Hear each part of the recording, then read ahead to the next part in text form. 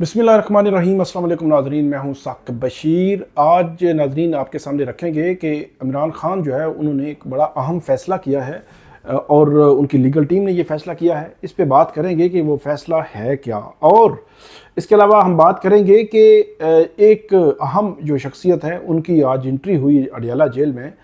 वो Islamabad high court के हुक्म पर हुई। उसका मकसद क्या है, इस्लामाबाद हाई कोर्ट ने क्या हुक्म जो है वो जारी किया है, उसके तफसील के साथ बात करेंगे कि जो पीटीआई के वकला हैं, फैमिलीज़ हैं, उनकी मुलाकातें हैं, इस सारे तनाजुर में ये क्यों एंट्री जो है वो हुई है, इस पे बात करेंगे तफसील के साथ। इसके अलावा 190 मिलियन पाउंड केस और तोशा खाना जो 2 केस है, इस हवाले से अहम पेशरफ्त है, अहम खबर आई है, वो आपके सामने रखते हैं कि वो है क्या।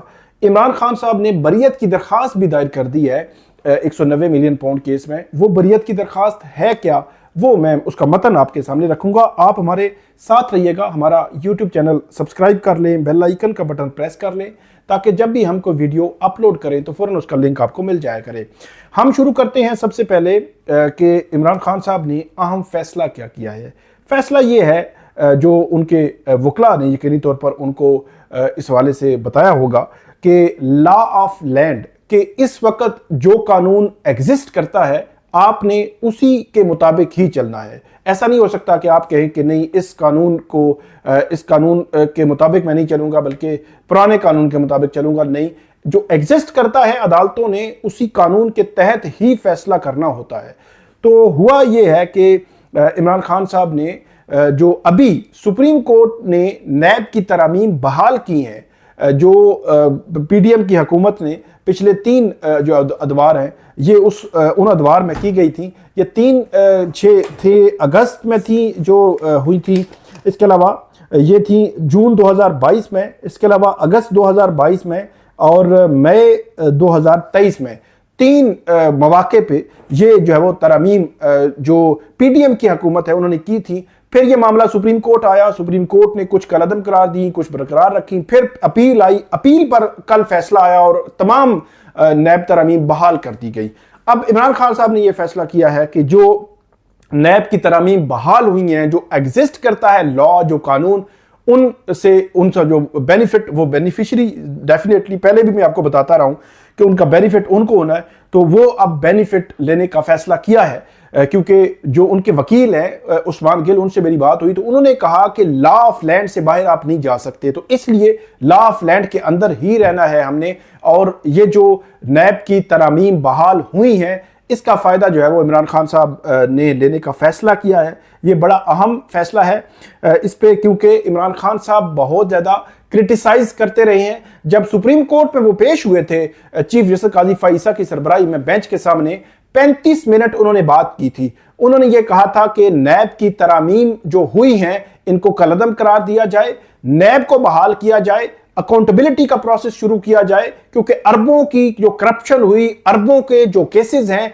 वो एहतसाब अदालतों में पेंडिंग पड़े हुए हैं। जो एहतसाब का निज़ाम है वो कायम रहना चाहिए। और उनको जब ये कहा गया था कि आप बेनिफिशियरी हो जाएंगे अगर नैब की तरामीम बहाल हो जाती हैं, तो उन्होंने कहा था कि आप नैब की तरामीम कलअदम करार दें, मैं बेनिफिशियरी, मुझे नुकसान होगा मुझे पता है, लेकिन आप कलअदम करार दें। लेकिन उसके बाद उन्होंने एक दरखास्त भी दायर की थी। और अब इमरान खान साहब ने जो गुफ्तगू की उसके हवाले से भी जो पीटीआई का जो मौकफ है, पीटीआई का मौकफ भी यही रहा है कि और वो नैब की तरामीम की बहाली को एनआरओ 2 का नाम देते रहे हैं।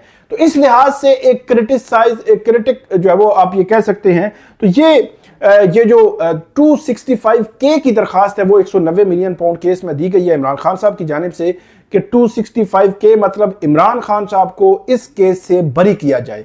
वो दरखास्त है क्या, वो मैं आपके सामने सबसे पहले रखता हूं। ये इमरान खान साहब के वकील हैं बैरिस्टर सलमान सफदर, मोहम्मद उस्मान गिल और जहीर अब्बास। इन तीनों की जानिब से ये जो दरखास्त है 265K की, ये जो है वो दायर की गई है।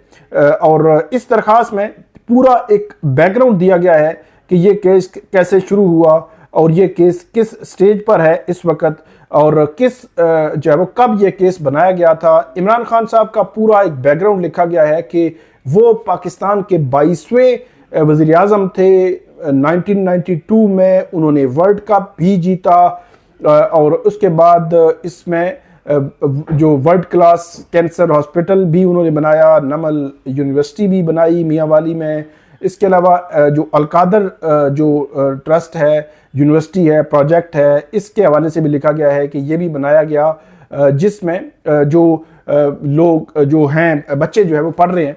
इसके अलावा इसमें यह भी कहा गया है कि 1996 से पीटीआई बनी, और इसमें सारी चीज़ें जो है वो एक पूरा बैकग्राउंड डाला गया कि 2022 में उनकी हुकूमत को हटाया गया, दूसरी हुकूमत आई, उसके बाद उनके खिलाफ कैसा रवैया रखा गया, केसेस बने। फिर उन केसेस में एक केस जो है वो ये लिखा गया है कि एक अलकादर ट्रस्ट केस जो है वो उनके खिलाफ बनाया गया, और 3 दिसंबर 2019 की जो मीटिंग थी, उस मीटिंग में वो कहते हैं कि शहजाद अकबर जो है वो उनके पास जो लिफाफा था उसको उसमें जो एनसीए के साथ एक डीड थी, उसके हवाले से उसकी मंजूरी जो है वो ली गई उस फेडरल कैबिनेट से।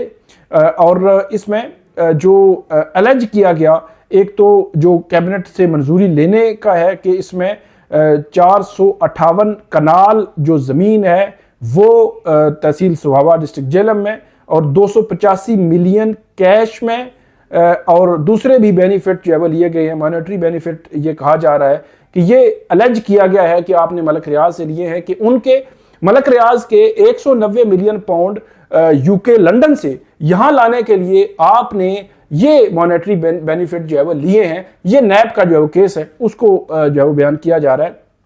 इसमें नैब ने जो रेफरेंस दायर किया, उस रेफरेंस का हवाला जो है वो दिया गया है, उसकी कॉपीज इसके साथ जो है वो लगाई गई हैं। और इसमें इमरान खान जो है वो जमानत पर है, और 59 गवाह थे, 35 गवाह नैब ने किए और बाकी गवाह गिव अप जो है वो कर लिए। और उसके बाद इसमें जो लिखा गया है कि इमरान खान के खिलाफ कोई मिस यूज़ ऑफ अथॉरिटी का कोई जो है वो सबूत नहीं है, ना ही कोई फाइनेंशियल जो बेनिफिट किसी किस्म का लिया गया हो। और इन्होंने कहा कि ये एक जो अप्रूवल दी गई थी वो फेडरल कैबिनेट की अप्रूवल थी, और उसमें मिस यूज़ ऑफ अथॉरिटी का कोई चीज़ जो है वो साबित नहीं होती, और इसके अलावा कोई सबूत नहीं है।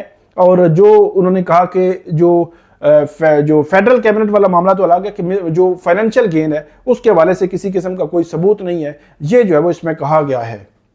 कोई जो है वो इसमें फाइनेंशियल गेन की जो बात करती है नैब के, वो नहीं है, और इसमें पिक एंड चूज किया गया है। और ख़ास तौर पर जो नैब की अमेंडमेंट आई है, तरमीम आई है, उसका हवाला जो है वो इसमें दिया गया है कि जो अमेंडमेंट थी एक्ट की 2022 की, उसका हवाला दिया गया है कि जो फेडरल कैबिनेट के डिसीजन है वो उसमें प्रोटेक्शन है, उनको तहफ़्फ़ुज़ हासिल है, और उसके तनाजुर में ये जो है वो बात की गई है। और उस जो इमरान खान साहब की 265K की जो पटिशन है, दरख्वास्त है, इसमें उसका हवाला जो है वो दिया गया है। और उन्होंने ये कहा है कि इस स्टेज पर नैब के पास कोई सबूत नहीं है और इमरान खान साहब को इस केस से जो है वो बरी किया जाए। तो ये एक दरख्वास्त है, गैर मामूली पेशरफ्त है इस अहम मामले में। और इसमें आगे चलकर आपको बताएंगे कि जो तोशा खाना का जो केस है वो क्या है। तोशा खाना 2 केस, उसमें जो पेशरफ्त है, 190 मिलियन पाउंड केस में तो ये पेशरफ्त है। तोशा खाना 2 केस में जो पेशरफ्त है वो भी बड़ी गैर मामूली है कि उसमें जो 50 करोड़ की हद है कि 50 करोड़ से कम का केस नैब के पास जो है वो नैब नहीं रख सकता, बल्कि किसी और के दायरा इख्तियार में जाएगा। अब उसमें सिचुएशन ये है कि नैब के दायरा इख्तियार से ये केस निकल जाएगा। अब जाएगा किसके पास? FIA के पास जाएगा या किसी और के पास? जो ये डिसाइड होना है ये पीर के रोज ये डिसाइड हो जाएगा। और इसमें एक और बड़ी अहम बात है, क्योंकि बड़ा क्रिस्टल क्लियर है, 190 मिलियन पाउंड केस में तो नैब ये और बात कर रहा है, उधर और बात कर रहा है। नैब ने ये कहा कि क्योंकि दायरा इख्तियार इस अदालत का है, नैब ये कहता है, लेकिन फिर भी जब 265K जो है वो दायर की गई है तो ये नैब ये कह रहा है कि अदालत पहले अपना दायरा इख्तियार तो डिटरमिन करे कि उनका दायरा इख्तियार बनता भी है या नहीं बनता। अगर दायरा इख्तियार ही नहीं है तो फिर बरियत की दरखास्त कैसे सुन सकते हैं? 190 मिलियन पाउंड केस में तो एक अभी जो है वो ओपिनियन में मुख्तलिफ ओपिनियन है, मुख्तलिफ आरा हैं, लेकिन तोशा खाना केस में नैब की भी तकरीबन यही राय जो है वो बज़ाहिर बनती है, मेरा जो ख्याल है, और इसी तरफ जा रहा है, चीज़ें जो है वो जा रही हैं। लेकिन ये केस जाएगा किस तरफ? और सबसे बड़ी बात, क्योंकि बुशरा बीबी इस वक्त जो है वो सिर्फ तोशा खाना केस में गिरफ्तार हैं, इसके अलावा 9 मई के केसेस में वो बरी डिस्चार्ज उनको कर दिया गया था, उसके उन केसेस में डिस्चार्ज कर दिया गया था। और जो बाकी केसेस हैं उनमें से भी वो उनकी जमानतें हो चुकी हैं या बरी हो चुकी हैं। तो एक ही केस है तोशा खाना का। अब तोशा खाना का केस अगर ट्रांसफर होगा तो इसको जमानत जो है वो मिल जाएगी और जो उसकी जो हैसियत होगी वो फ्रेश होगी। मतलब ये केस तो यहाँ खत्म एंड होगा और उसकी फ्रेश हैसियत होगी, फिर वो बेल बिफोर अरेस्ट करवा सकती हैं। अगर वो करवा लेती हैं तो फिर डेफिनेटली वो रिहा भी हो सकती हैं। बहुत बड़ी खबर तो ये है कि तोशा खाना केस अगर ट्रांसफर होता है तो इसके दरमियान देखना पड़ेगा कि उनको कैसे जो एक लेना पड़ेगा, क्या उनको जब गिरफ्तारी डाली जाती है दूसरे केस में या उससे कबल वो कोई जमानत करवा सकती हैं। तो ये एक सिचुएशन है। इस सिचुएशन में देखना यह है कि बुशरा बीबी क्या रिहा हो सकेंगी या नहीं हो सकेंगी, बहुत इंपॉर्टेंट है। और 190 मिलियन पाउंड केस और तोशा खाना 2 केस आइंदा हफ्ते उनका फेट डिसाइड हो जाएगा कि ये चीजें जा किस तरफ रही हैं, मामला किस तरफ जा रहे हैं। अब बढ़ते हैं, जो मैंने आपको बताया कि एक गैर मामूली शख्सियत जो है वो आज अडयाला जेल में जब वो गई, उसकी वजह क्या थी, उसकी वजह मैं आपको बताता हूं कि उसकी वजह क्या थी।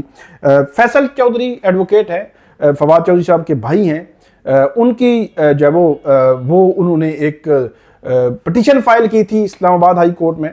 नईम हैदर पंजोता भी उनके साथ थे।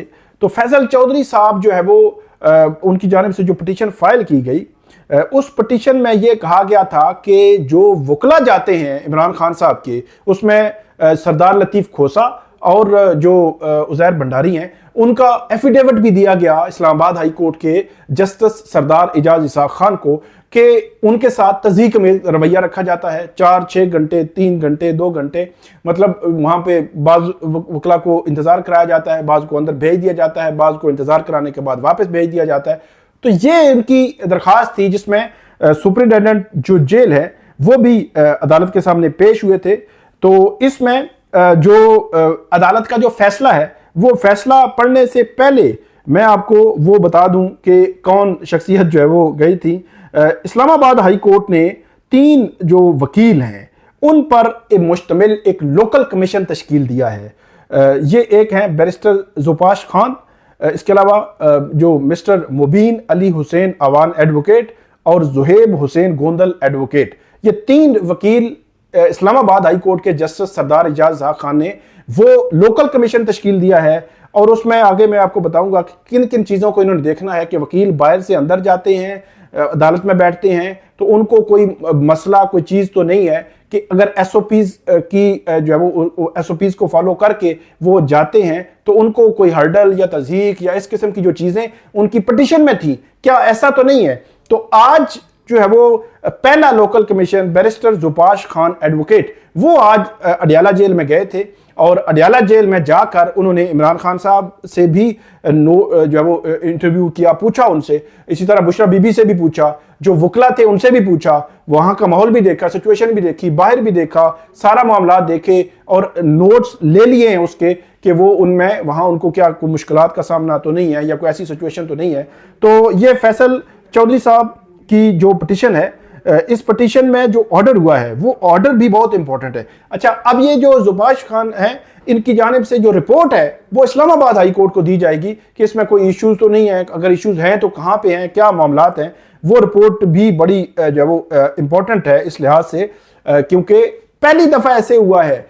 इससे कबल जो चीज़ें होती रहीं, पिटीशंस आती रहीं, कोई जो है वो सिंगल जो है वो लोग लाते रहे, लेकिन अब पहली दफ़ा ऐसे हुआ है कि ये फैसल चौधरी साहब ने जो पिटीशन लाई, इस पिटीशन पे एक बड़ा ऑर्डर हुआ है जिसमें लोकल कमीशन तश्कील दिया गया। इसमें अदालत यह कहती है कि वकला की शिकायत के हवाले से जेल इंतजामिया और वकला के बयानात में तजाद है, गैर जानिबदार और जायजे के लिए ज़रूरी है कि अदालत अपनी आंख और कान तैनात करे।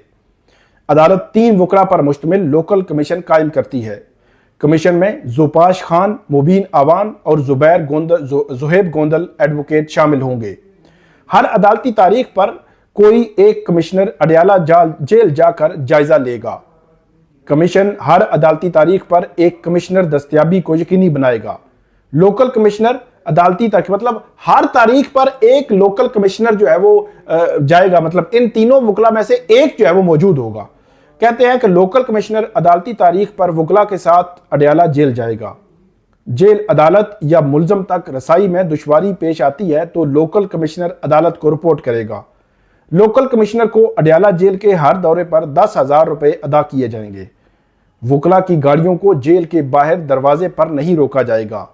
वुकला को जेल के अंदरूनी दरवाजे तक गाड़ियां ले जाने की इजाजत होगी। जेल हुकाम 10 मिनट के अंदर सिक्योरिटी चेकिंग मुकम्मल करने के पाबंद होंगे। गाड़ी से उतरने के बाद वुकला को सीधा कमरा अदालत ले जाया जाएगा। वुकला को कमरा अदालत के अलावा किसी दूसरे कमरे में इंतजार नहीं कराया जाएगा। वुकला और अंडर ट्रायल कैदी के जो बातचीत प्राइवेसी में होगी। खुफिया ऑडियो रिकॉर्डिंग डिवाइसेस से मुतल्लिक सुप्रिंटेंडेंट जेल से बयानी हल्फी भी तलब किया जाएगा। लोकल कमिश्नर मुलजम की दरखास्त में वुकला से मुशावरत के बाद दौरान भी मौजूद रह सकता है। ये तमाम अहकामात सिर्फ उन्हीं वुकला पर लागू होंगे जिनका वकालतनामा ट्रायल कोर्ट में जमा होगा। वकालतनामा रखने वाले वकला अपने साथ 3 मुआवनीन को भी जेल ले जा सकते हैं। मतलब पहले जो है वो 4, 5, 7, 8 वकला को 10 को इजाजत होती थी, लेकिन अब 9 जो वकील हैं वो इमरान खान साहब के वकालतनामा बाकायदा दस्तखत हुआ है, उनका एफिडेविट जो मौजूद है, वकालतनामा मौजूद है, तो वो 9 वकील अपने 3 जो एसोसिएट्स हैं वो साथ ले जा सकते हैं। मतलब 27 एसोसिएट्स और 9 ये 36 लोग जो है वो 36 वकील जा सकते हैं। पीटीआई का पहली दफा इस जो है वो पिटीशन में ये फैसला हुआ है, ये ऑर्डर हुआ है, बहुत ही गैर मामूली ऑर्डर हुआ है। और इसमें मजीद ये कहा गया है कि इन अहकामात का इतलाक तमाम जेल ट्रायल के मुकदमात पर होगा। इमरान खान के वकला की दरखास्त उन अहकामात के साथ निपटाई जाती है। तो ये बड़ा गैर मामूली ऑर्डर है जिसमें जो है वो इस्लामाबाद हाई कोर्ट ने जो जेल हुकाम को ये ऑर्डर किया और 3 वकील लोकल कमिश्नर उन पर तैनात कर दी हैं। तो ये थी आज की हमारी अपडेट। उम्मीद है आपको ये वीडियो पसंद आएगी। इस पर फीडबैक दीजिएगा, कमेंट कीजिएगा। बहुत शुक्रिया।